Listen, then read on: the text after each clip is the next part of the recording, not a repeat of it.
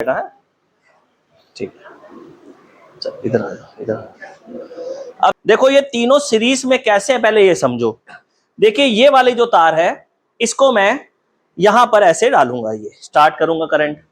अब यहां से करंट ये पहले बल्ब में गया, फिर दूसरे बल्ब में गया, फिर तीसरे बल्ब में गया, और ये देखिए यहां से जब मैं इसको यहां पर ऐसे डाल दूंगा और प्लग ऑन करूंगा ये, तो ये होता है सीरीज कॉम्बिनेशन। ये देखिए अब अगर आप ध्यान से देखें ये क्या हो रहा है, तो देखिए ये सर्किट है, यहां से करंट पहले बल्ब में, फिर दूसरे बल्ब में, फिर तीसरे बल्ब में, और उसके बाद ये चला गया सर्किट के अंदर।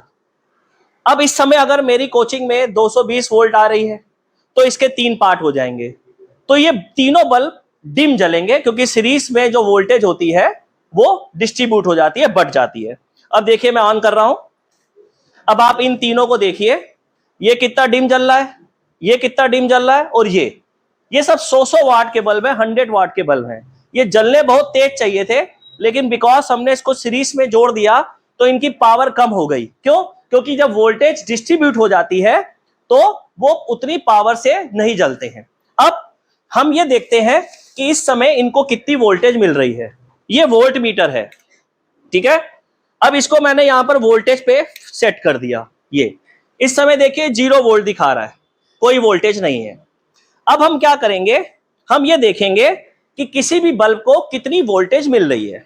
तो इसके लिए हम क्या करेंगे, इसकी वोल्टेज मेजर करेंगे। तो देखिए एक यहां पर एंड है इसका और एक एंड यहां पर है। अब देखिए मल्टीमीटर जो है वो कितनी वोल्टेज शो कर रहा है, दिखाइए रुचिर। तो मल्टीमीटर अप्रोक्सीमेटली 75 शो कर रहा है।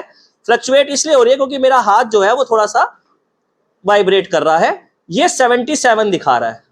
तो आप क्या देख रहे हो, ये इधर देखो, मेरा वायरिंग दिखाओ बेटा। आप क्या देख रहे हो कि एक बल्ब 77 वोल्ट दिखा रहा है।